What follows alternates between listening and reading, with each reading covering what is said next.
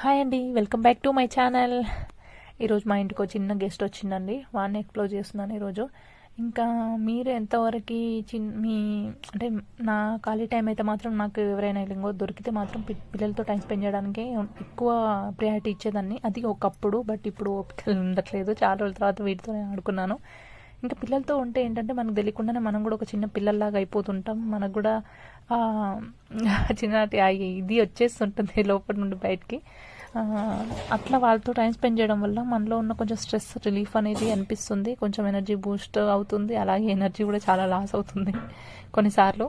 మీరు మీ చుట్టుపక్కల ఉన్న పిల్లలతో మీరు ఎట్లా టైం స్పెండ్ చేస్తారనేది కామెంట్ చేయండి. వీలుంటే నా ఛానల్ని సబ్స్క్రైబ్ చేసుకోండి. ఉంటాను, బాయ్.